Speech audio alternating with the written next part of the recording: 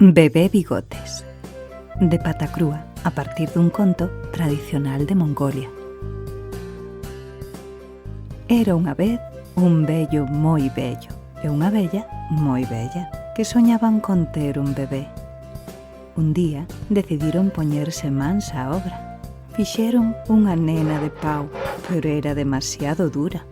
Fixeron un neno de trapo, pero era demasiado brando. Fixeron outro de fariña, pero viñeron os ratos e rillaron. Despois de moitos intentos, a vella plantouse diante do home, torceu o fuciño e dixo: Facer cativos éche complicado. Será mellor encargar un, e que o manden feito. Escribiron unha carta aos reis, e nada. Deixáronlle mensaxes ás cegoñas, e nada. Tiraron moedas no pozo dos desexos, e nada de nada.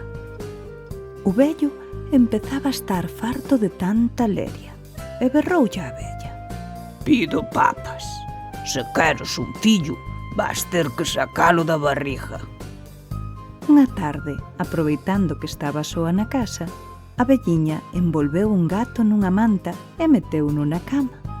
Cando chegou o vello, díxolle: Parín un bebé de bigotes. O velliño alegrouse moito e colleuno no colo. Por que é tan peludo?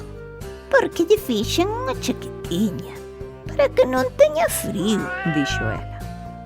É porque ten rabo. Porque ti ter moitos anos para espantarche as moscas. É porque ten dentes. Porque eu non che estou para darlle a teta e ten que comer queixo duro. O velliño estaba feliz co fillo e levouno de paseo, pero, en canto saíron da casa, o gato deu un brinco e desapareceu. O velliño, desgustado, volveu á casa e díxolle á muller: Imos vellos, non temos forzas para criar fillos. Pois menos mal que o noso naceu listo e xa che marchou polo mundo adiante, consolou ela. Logo déronse un abrazo e o velliño díxolle: Hai que ver que sorte tivemos co noso bebé Bigotes.